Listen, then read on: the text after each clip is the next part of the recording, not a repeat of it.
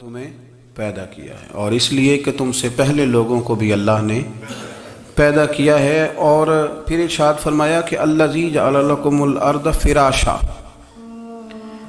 وہی رب ہے جس نے تمہارے لیے زمین کو فرش بنایا ہے، والسماء بناء، اور آسمان کو چھت بنایا ہے، وانزل من السماء ماء فاخرج به من الثمرات رزقا لکم،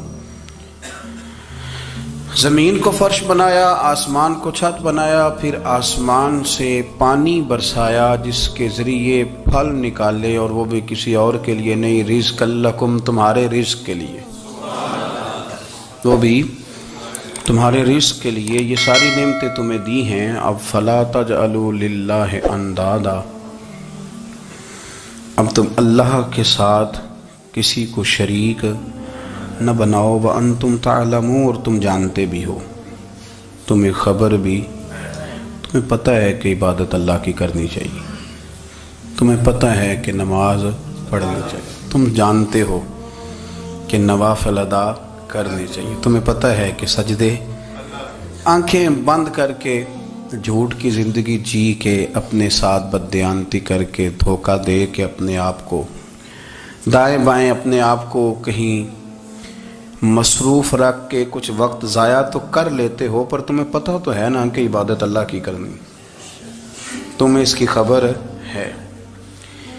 فرمایا اس رب کی، دیکھیں نا، انسان پر اگر کوئی شخص نیکی کر دیتا ہے، احسان کر دیتا ہے، تو انسان اس کے سامنے پھر گردن نہیں اٹھا سکتا، یار یہ میرے مشکل وقت کا دوست ہے، اس نے میرے ساتھ نیکی کی ہے، کبھی بھی گردن نہیں اٹھائے گا، جھکا کے رکھے گا۔ تو اگر عام کوئی نیکی کر دے تو اس کے سامنے انسان کبھی گردن نہیں اٹھاتا، تو جو رب ساری نعمتیں عطا فرمائے، جو کہے کہ تیری تخلیق میں نے کی، تجھ سے پہلوں کو بھی پیدا میں نے کیا، تیرے لیے زمین کا بچھونا بھی میں نے بچھایا، آسمان کی چھت بھی میں نے لگائی، تیرے لیے زمین سے ساری اناج کو، پھل کو، کھیتیوں کو نکالا بھی تیرے لیے، اب تو اس طرح کر کہ تو میری عبادت کر، تو میری بارگاہ میں جھک جا۔ بہت سارے نشے لوگوں کو لگے ہوئے ہوتے ہیں، ہر آدمی کوئی نہ کوئی نشہ کرتا ہے، کوئی دولت کا کرتا ہے، کوئی شہرت کا کرتا ہے، کوئی اپنی تعریف کا نشہ کرتا ہے، دو چار لوگوں سے تعریف سن کے مطمئن ہو جاتا ہے۔ ناراض تو نہیں ہو گیا اس جملے سے؟ آپ کرتے ہیں لوگ دولت کا نشہ بھی، یہ جب نقصان ہوتا ہے تو بندے بیمار نہیں ہو جاتے؟ پیسے ڈوب جاتے ہیں تو لوگ بیمار نہیں ہو جاتے؟ تو اس کا مطلب یہ ہوتا ہے کہ نشہ ٹوٹ گیا ہے۔ اب بہک ہوئے ہیں نا تھوڑے سے تو کانپتے ہیں، تڑپتے ہیں، پریشان، نشہ ہی اسی طرح ہی کرتا ہے نا، نہیں ملتا تو پریشان ہوتا ہے۔ یہ سارے نشے ہیں، مختلف قسم کا نشہ۔ اب مانتے نہیں اس بات کو، تسلیم نہیں کرتے، کیونکہ تسلیم کرنا بڑا مشکل کام ہے، اس کے لیے تو بڑی ساری چیزیں جو ہے وہ دبوچ کے اور بڑی سارے رستے پھلانگ کے آنا پڑتا ہے، تو بڑا مشکل ہے ماننا، ورنہ کرتے ہیں ہم، ہمارا مزاج ہے۔ یہ گھومنے پھرنے کا، دنیا دیکھنے کا بھی ایک نشہ ہے، یہ بہت ساری باتیں کرنے کا بھی ایک نشہ ہے، گپ شپ کا بھی ایک نشہ ہے۔ دو چار لوگوں کی جب تک پگڑیاں نہ کھول لیں، بعض لوگوں کو نیند نہیں آتی، یہ غیبت کا، چغلی کا، بددیانتی کا، یہ بھی ایک نشہ ہے۔ اس پر ملا رومی رحمۃ اللہ نے بڑا کلام لکھا ہے، وہ کہتے ہیں مانگ کے کھانے کا بھی نشہ ہے، مانگ کے کھانے کا بھی نشہ ہے۔ وہ کہتے ہیں کہ ایک بھیک مانگنے والی خاتون تھی، تو بادشاہ کے پاس بھیک مانگنے آئی، تو بادشاہ کو پسند آ گئی، اس نے شادی کر لی۔ اب اس کو عادت تھی بھیک مانگ کے کھانے کی، تو وہ کنیزوں سے کہا کرتی تھی کہ فٹافٹ نہ روٹی لے کے آیا کرو، میں 2-3 دفعہ مانگوں تو پھر لایا کرو، چونکہ ایک نشہ ہے نا، تو میں مانگوں 2-4 دفعہ تو پھر۔ تو انسان بہت سارے نشے کرتا ہے، یہ مانتا نہیں، یہ موبائل، یہ فیس بک، یہ سارے نشے ہی ہیں، اپنی فوٹو لگا لینا، سارا دن اسی کو دیکھتے رہنا۔ اور بڑے بڑے سیانے بندے جو وزادار ہیں، بڑے وزادار لوگ ہیں، لیکن وہ بھی سنجیدگی کے قائل نہیں، اس طرح کے نشوں کا شکار ہیں۔ یہ سارے نشے ہیں جو ہم نے پال لیے ہیں۔ ہمارے صوفیاء، ہمارے بزرگ فرماتے ہیں کہ تم اس طرح کرو، اگر سارے نشوں سے بچنا چاہتے ہو تو سجدے کا نشہ شروع کرو، سجدے کا نشہ شروع کرو۔ یہ نا اقبال کہتے ہیں ہو عطار ہو رومی ہو رازی، آپ بات کو سمجھیں، عطار ہو رومی ہو رازی ہو غزالی ہو، کچھ ہاتھ نہیں آتا بے آہ سحر گاہی۔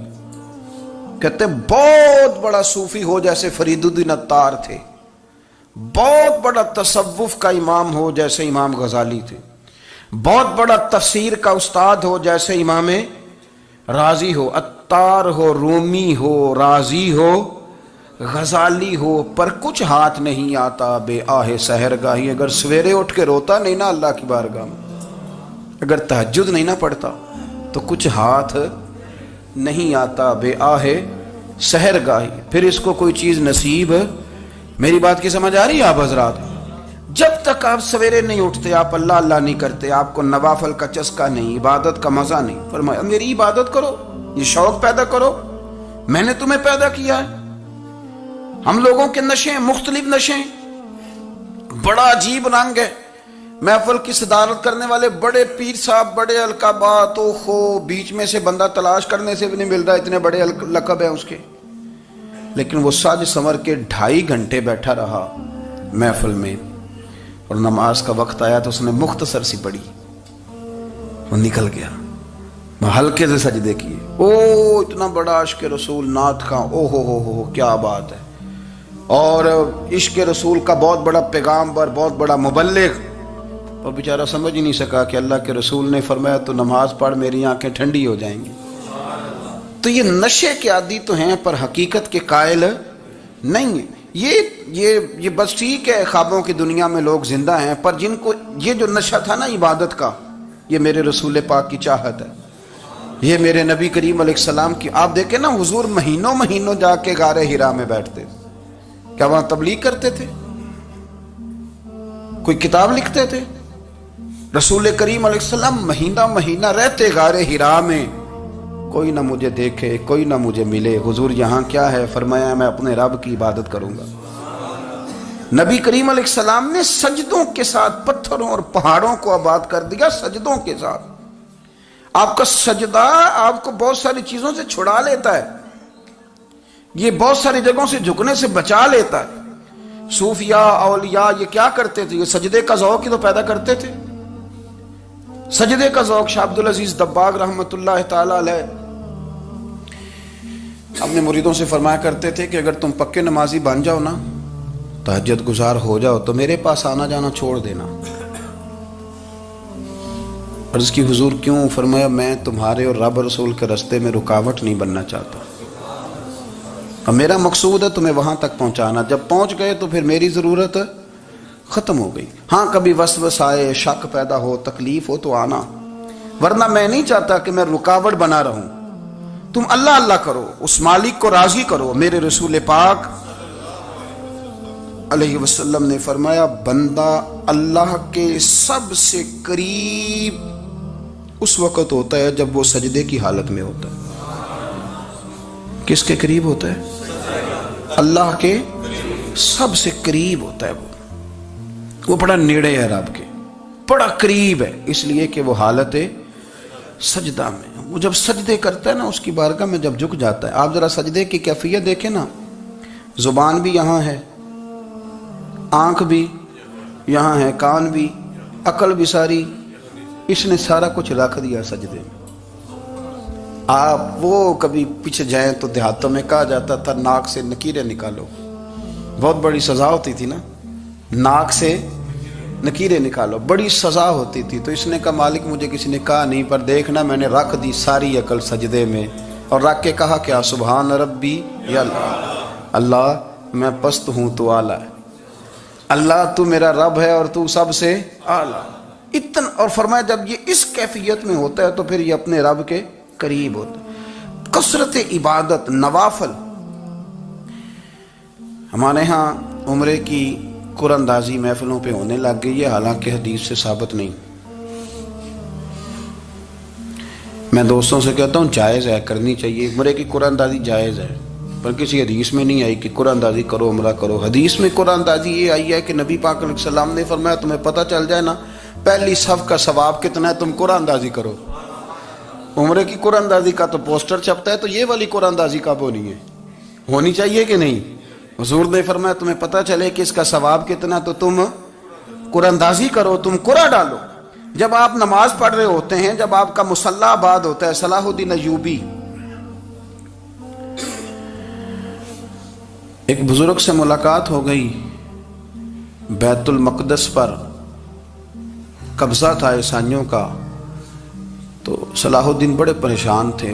بابا جی کہنے لگے پتر کیا ہوا؟ کہنے لگے حضور پتہ چلا ہے دشمن کے 2 بحری بیڑے اسلحہ لے کے آ رہے ہیں، مسلمان پہلے ہی کمزور ہیں، اور اب اگر 2 بحری بیڑے اور آ گئے تو حضور مسئلہ بن جائے گا۔ تو میں پریشان ہوں کہ کس طرح یہ کم مسئلے والی ہماری فوج ہے کیسے مقابلہ کرے گی۔ تو بابا جی کہنے لگے پتر اس طرح کرنا، آج رات تو بھی دعا کرنا اور میں بھی کروں گا، تو بھی دعا کرنا، آپ ناراض نہ ہونا، ہم تو پیروں والے ہیں، ہم تو پیروں کے نوکر غلام ہیں، ہمارا تو گزارا ہی نہیں، ہمیں تو ملتا ہے سارا کچھ وہاں سے۔ پر میرا سوال یہ ہے کہ تعویذ لینے جاتے ہو نفل کیوں نہیں پڑھتے؟ رات اللہ اللہ کیوں نہیں کرتے؟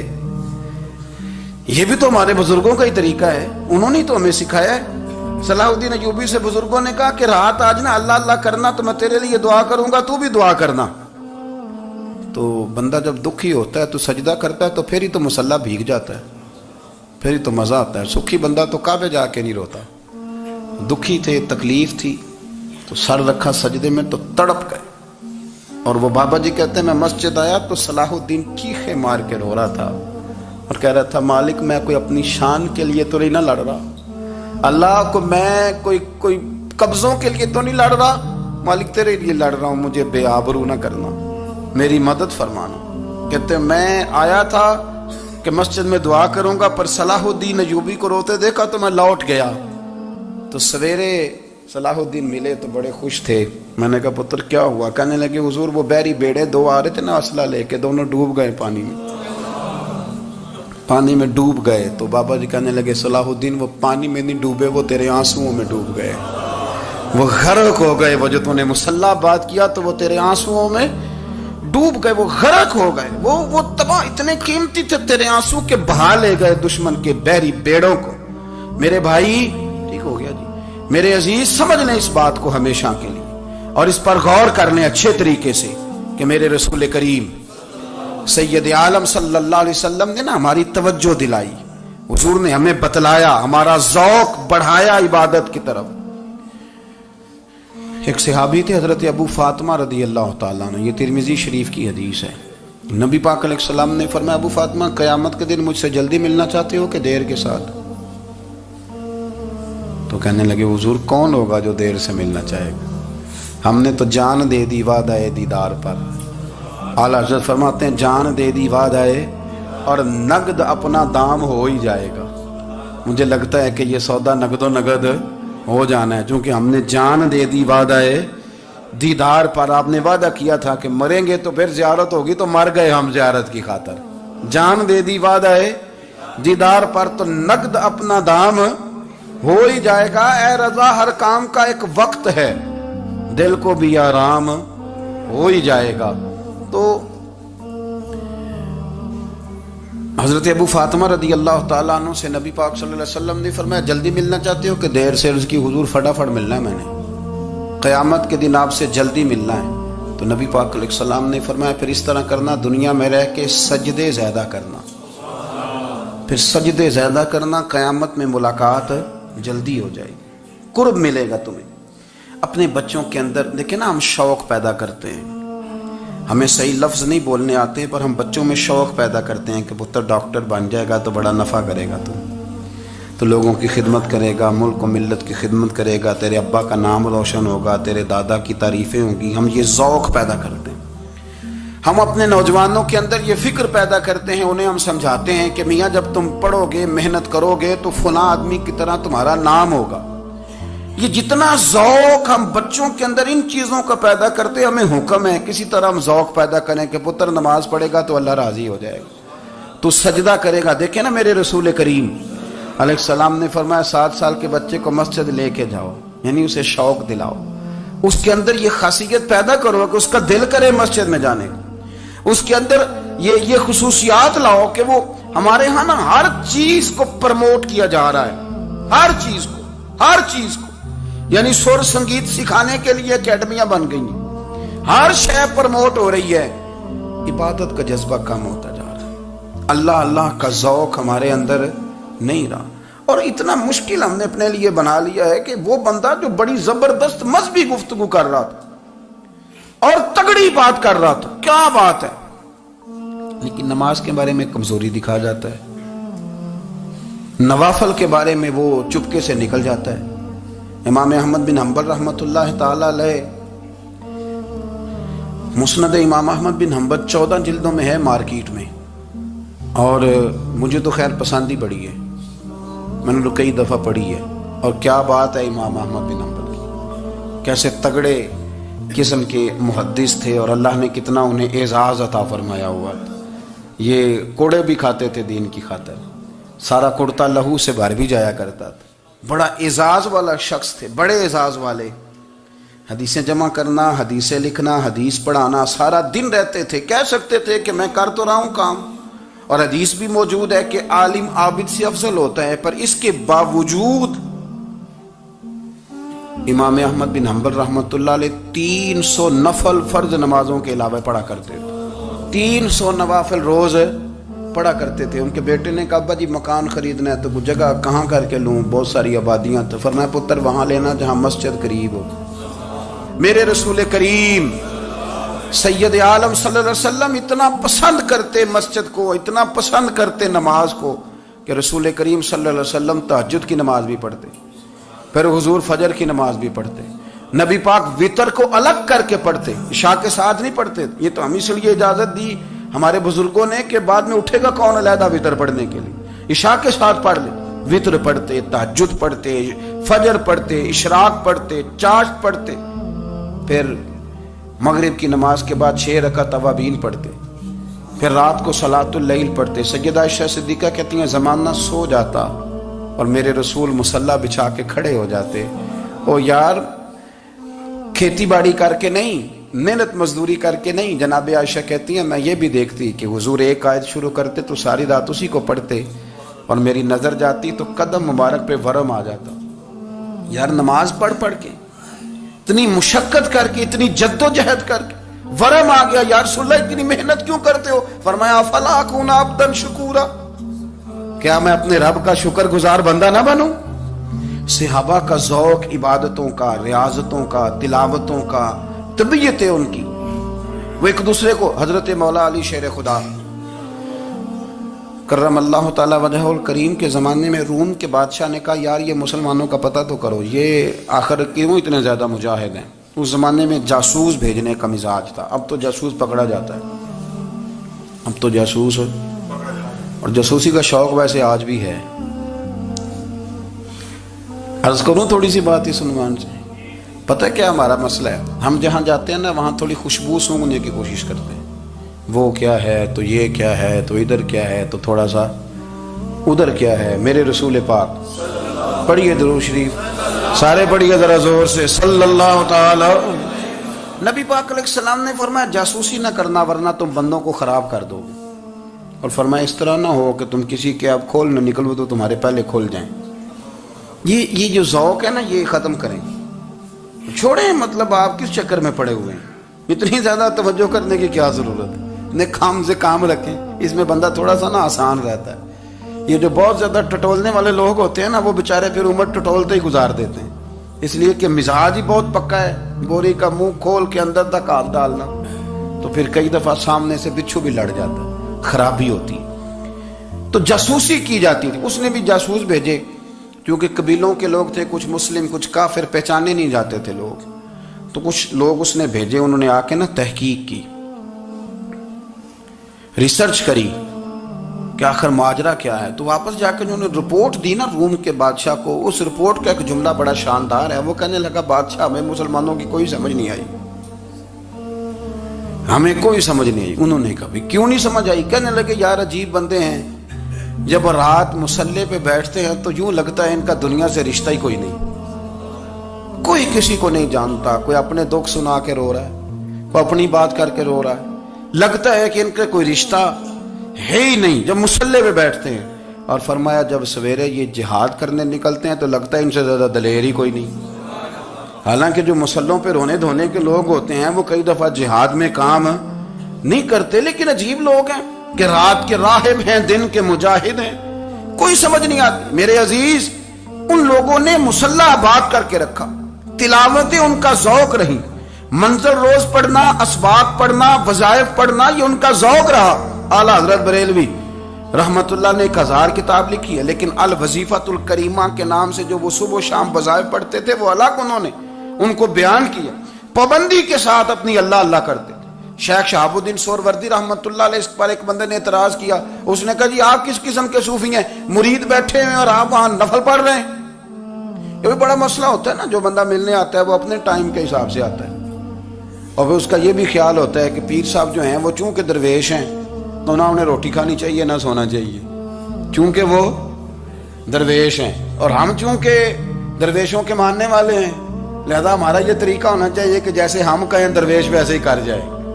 حالانکہ جس کو آپ درویش کہیں گے آپ اس کی مانیں گے، آپ منوائیں گے نہیں، ہمارا مزاج ہوتا ہے۔ شیخ شہاب الدین پر لوگوں نے اعتراض کی، حضور لوگ ملنے آئے ہیں، زیارت کرنے آئے ہیں، یہ بندے دعا کرانے آئے ہیں، اللہ اللہ کرانے آئے اور آپ نفل پڑھ رہے ہیں، کیا جملہ ہے، کیا حسن ہے، کیا خوبصورتی ہے۔ فرمانے لگے رب رسول سے مانگنے کے لیے مصلی بچھایا ہے، اگر وہاں سے مانگوں گا نہیں تو تمہیں دوں گا کیا؟ پہلے مجھے کچھ لے تو لینے دو، اگر میرے پلے کچھ ہے ہوگی تو آگے دوں گا نا، تو میں مانگنے گیا تھا کہ یا اللہ دے تیرے بندے لینے آئے، دے تو میں کچھ لوں گا تو آگے دوں گا نا۔ لیکن ہمارا یہ سٹیٹس، یہ مزاج، یہ شعور نہیں ہے۔ گپیں، کہانیاں، داستانیں، گفتگو، خطابت، واز، کیا بات، لیکن اگر کچھ کرنے کا کام ہو تو وہ نہیں ہم سے ہوتا۔ میرے نبی کریم علیہ الصلوۃ والسلام نے مصلی سے دل لگانے کا درس دیا، حضور نے توجہ دلائی، صحابہ اس ذوق کے حامل لوگ تھے، وہ کوشش کرتے تھے۔ جناب صدیق اکبر رضی اللہ تعالیٰ عنہ کا عبادت کا مزاج ہمیشہ قائم رہا۔ حضرت عمر فاروق ساری رات اللہ کے حضور کھڑے رہے۔ حضرت عثمان غنی رضی اللہ تعالیٰ عنہ عشاء کی نماز پڑھ کے 2 رکعتوں کی نیت باندھتے تھے، 15 سپارے پہلی رکعت میں پڑھ دیتے تھے اور 15 سپارے قرآن مجید کے دوسری رکعت میں پڑھ دیتے۔ آپ نے نا حضرت عمر فاروق کے وصال کے بعد ان کی ایک بیوہ سے نکاح کیا، حضرت عثمان غنی نے نکاح کیا۔ وہ خاتون آپ کے نکاح میں آئیں تو عرض کرنے لگی امیر المومنین میرے لیے اعزاز تو بہت ہے کہ میں امیر المومنین کی بیوہ تھی تو امیر المومنین کی منکوحہ ہو گئی ہوں، لیکن حضور نہ تو میں جوان ہوں کہ میرے اندر رغبت ہوتی اور نہ میں اب اس قابل ہوں کہ کوئی خدمت کر سکوں، میرے ساتھ نکاح کی وجہ کیا بنی؟ تو عثمان غنی رو پڑے، فرمانے لگے میں نے عمر فاروق کو مسجد میں اپنے رب سے ڈرتے ہوئے دیکھا، میں نے اسے روتے ہوئے دیکھا ہے، عدل کرتے دیکھا ہے، انصاف کرتے دیکھا ہے، امت کی خیر خواہی کرتے دیکھا۔ تمہارے ساتھ نکاح اس لیے کیا ہے کہ تم مجھے یہ بتاؤ کہ عمر فاروق گھر کے اندر اپنے رب کو کیسے راضی کرتے تھے، گھر کے اندر کیسے راضی کرتے تھے، وہ طریقے بتلاؤ، تم بتاتی جانا اور میں بھی اسی طرح گھر میں عبادت کروں۔ میرے رسول کریم علیہ الصلوۃ والسلام نے ارشاد فرمایا، حضور فرمانے لگے جس گھر میں اللہ کا ذکر ہوتا ہے وہ گھر زندوں کا ہے، اور جس گھر میں رب کریم کا ذکر نہیں ہوتا وہ گھر زندوں کا نہیں ہے۔ گھر نا ہم نا کتابوں میں پڑھتے ہیں کہ ایک بزرگ کہتے ہیں، حضرت فضیل بن ایاز کہتے ہیں کہ میں ایک گلی سے گزر رہا تھا تو گھر کے اندر کسی قاری صاحب نے قرآن کی آیت پڑھ دی، ولی من خاف مقام ربہ جنتان، میں تے میرے کانوں سے ٹکرائی تو اللہ نے میری کایا ہی پلٹ دی، میں توبہ کر گیا۔ اب گھر کے اندر سے آواز آئے تو صحیح نہ تلاوت کی، پر اندر سے آواز آتی نہیں، یا ڈیک بجنے کی آواز آتی ہے، یا ٹی وی چلنے کی آواز آتی ہے، یا دھوم مچانے کی آواز آتی ہے۔ عبادت کا وہ جو خاص شوق تھا، وہ جو حسن تھا، وہ جو توانائی تھی، وہ جو بات تھی۔ ایک جگہ پہ ہم بیٹھے تھے تو وہاں ایک صاحب آئے اور انہوں نے آتے ہی کہا کہ مہربانی کریں ذرا مجھے مصلی دے دیں، میرے نہ کچھ نفل رہ گئے۔ تو میں نے وضو کر لیا تو کوئی مصلی مل جائے، مصلی انہیں دے دیا گیا، وہ مصلی لے کے چلے گئے تو پیچھے ایک صاحب نے تبصرہ کیا، کہنے نے کتنا ریاکار بندہ ہے، لوگوں کو دکھا رہا ہے کہ میں نفل پڑھتا ہوں، ہے کوئی بات کرنے والی؟ میں نے اسے کہا، میں نے کہا تو مہربانی کرنا، اس طرح کی ریاکاری تو بھی کر، پکڑ مصلی اور جا تو بھی تھوڑی ریاکاری کر کے آ، اٹھ ذرا، شکر کر کو یہ ریاکار بھی ملا ہے۔ کوئی نفل پڑھ کے ریاکاری کر رہا ہے اللہ کا. میں کہتا ہوں کو پڑھے تو صحیح نہیں یار, یہ کوئی دور ہے نفل پڑھنے کا؟ اس میں تو لوگوں کا مزاج ہی نہیں, طبیعت ہی نہیں. میں نے کہا چل مہربانی کر یہ لے مصلی اور تو بھی جا تھوڑی سی یا کر یا ریاکاری کرو تو صحیح نا. مزاج ہی نہیں, ذوق. جمعے کی نماز پڑھ کے یوں دنیا بھاگتی ہے, او ہو پتہ نہیں کون سی پیچھے آگ تھی جو بجھائی جائے گی. اور آج تک لوگ مسئلہ پوچھ رہے ہیں کہ جمعے کی بعد والی سنتیں کتنی ہوتی ہیں. میں نے کہا کتنے سال ہو گئے جمعہ پڑھتے, کتنے سال ہو گئے, ابھی تک سنتوں کا نہیں پتا, ابھی تک نے علم کے پہلے کتنی رکھتے ہیں اور بعد میں کتنی رکھتے ہیں. فجر کی سنتیں کب پڑھنی چاہیے, سنو فجر کی سنتوں کے بارے میں. میرے رسول کریم سید عالم صلی اللہ تعالی علیہ وسلم سے ایک صحابی نے پوچھا تھا حضور میری فجر کی سنتیں رہ گئیں یا رہ جاتی ہیں تو حکم کیا ہے, کیا انداز ہے حضور کا. بخاری مسلم کے لفظ سنو. حضور سید عالم صلی اللہ علیہ وسلم فرمانے لگے, اس نے کیا پوچھا تھا, حضور جواب کیا دیتے ہیں, فرمایا فجر کی سنتیں کبھی نہ چھوڑنا, فجر کی پہلی 2 سنتیں کبھی نہ چھوڑنا. یا رسول اللہ صلی اللہ تعالی علیہ وسلم میری رہ گئی ہیں, رہ جاتی ہیں. فرمایا فجر کی 2 سنتیں نہ چھوڑنا. فرمایا فجر کی پہلی 2 سنتیں مجھے دنیا اور دنیا کے اندر جو کچھ ہے وہ سب سے زیادہ پیاری ہے. فجر کی 2 سنتیں دنیا اور دنیا میں جو کچھ ہے مجھے وہ سب سے زیادہ پیاری ہیں, اس لیے فجر کی سنتیں نہ چھوڑنا. اپنا ذوق, اپنی طبیعت, ہم نے نا ذوق غلط بنا لیا ہے. اگر 20 بندے کہہ بھی دیں گے تو نے بڑی شاندار تلاوت کیا تو کیا اس سے بنے گا. 100 بندہ کہہ بھی دے تیری کیا بات ہے, کیا بات ہے نعت خاں کی, کیا بات ہے علامہ صاحب کی, پیر صاحب کی, پیر مہر علی شاہ صاحب رحمت اللہ علیہ. آپ تشریف فرما تھے تو آپ کے ایک ہی بیٹے بابو جی جن کو کہا جاتا ہے, جس دن صاحبزادے پیدا ہوئے تو خادم نہ وہاں سے نکلا. ان لوگوں کے شوق اور طرح کے تھے نا, تو ان کی توجہ بھی اپنے شوق کی طرف رہتی. تو خادم نکلا اندر سے, پیر صاحب مبارک ہو, پیر صاحب مبارک ہو, پیر صاحب مبارک ہو, پیر صاحب مبارک. وہ شور کر رہے ہیں تو پیر صاحب کو وجد ہو گیا, اللہ اکبر, اللہ اکبر, اللہ. وہ کیا ہوا, کس بات کی مبارک دے رہے ہو؟ عرض کی حضور اللہ نے بیٹا دیا ہے. تو آپ فرمانے لگے اچھا حضور آپ کیا ہوا, آپ تو پریشان ہو گئے. فرمانے لگے جب تو نے 3 دفعہ کہا نا مہر علی کو مبارک ہو تو میں سمجھا تھا شاید تجھے کسی نے بتا دیا ہے کہ مہر علی سے اللہ راضی ہو گیا. میں سمجھا تھا کہ شاید تو یہ خبر لے کے آیا ہے کہ کسی نے بتایا ہے کہ مجھے آج خبر ملی ہے کہ مہر علی سے رب اچھا پتر ہوا ہے, الحمدللہ اللہ کا شکر ہے. پر میرے لیے مبارک کا دن وہ ہوگا جب میرا رب کہے گا کہ میں مہر علی سے راضی ہوں. میرے محبوب کہیں گے کہ میں مہر علی سے. آپ بات کو سمجھیں, شوق ہی کسی اور طرف تھا, دل ہی کہیں اور لگا ہوا تھا, طبیعت ہی کہیں اور مائل تھی. کوئی وظیفہ پوچھتے تھے تو پڑھتے تھے وہ لوگ, کچھ اللہ انہیں بتائی جاتی تھی تو کرنے کا ذوق رکھتے تھے, طبیعت تھی, قائل تھے. حضرت ربیع کہتے ہیں میں بڑی دور سے سفر کر کے گیا حضرت اویس کرنی سے ملنے, بڑی دور سے. اور جب میں پہنچا تو فجر کا وقت تھا. تو حضرت اویس کرنی کو میں نے پا لیا تو وہ نماز پڑھ کے نا قرآن شریف لے کے بیٹھ گئے. فرماتے ہیں اشراق چاشت کا وقت ہوا تو نفلوں کی نیت باندھ لی. محدث ابن الجوزی نے لکھا ہے, فرماتے ہیں پھر جب زوال کا وقت ہوا تو مسجد میں جھاڑو دینے لگ گئے. زور کی نماز پڑھ کے تو عصر کی تیاری تک وہ مسجد میں بیٹھے رہے.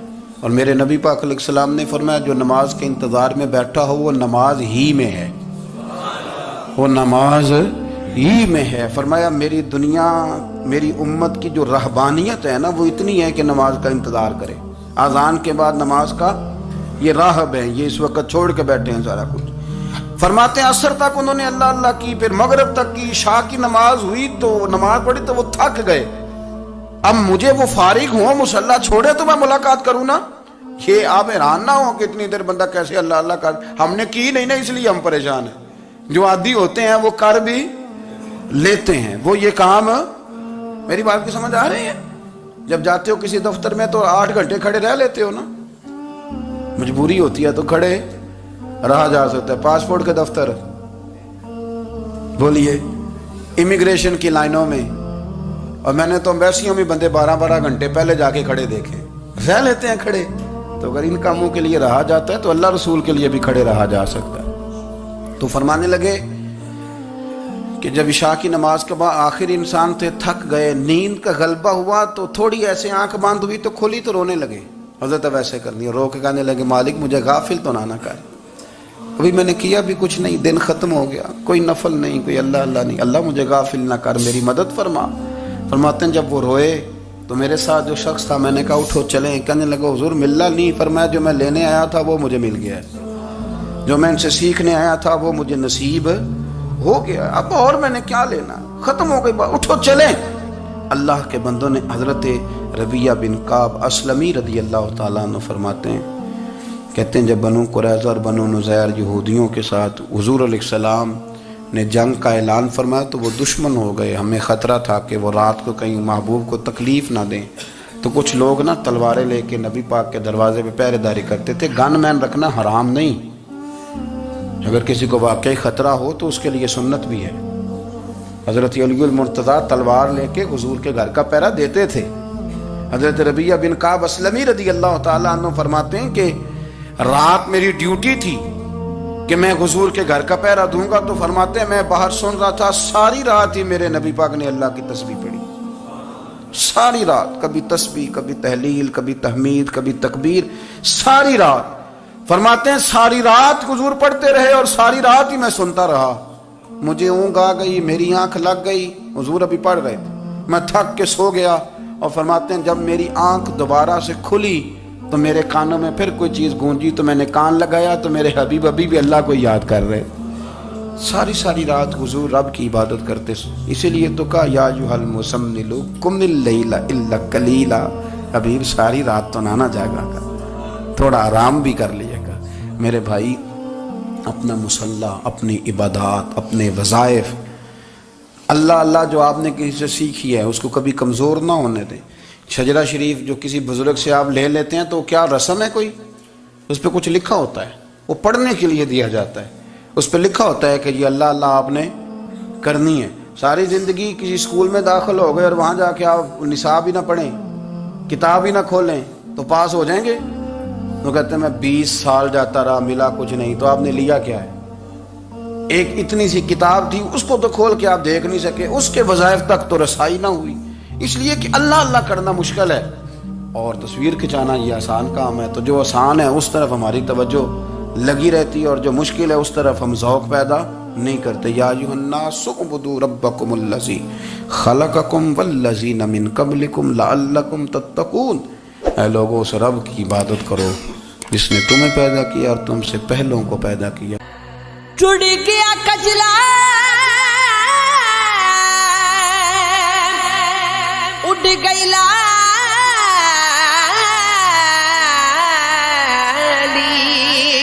اتے گو گیا حال بیمارا، آزم نینا دے ڈریاں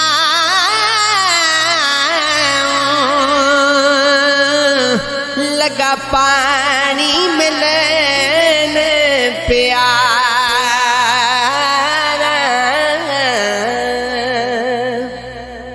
لگیاں سار وچھوڑے پہ گئے، آ بیک سسی دی زاری، ہوت پنل دی شکر نہ لبے، کتے جاوے دے داماری، دل دیاں صدراں دل وچ رہیاں،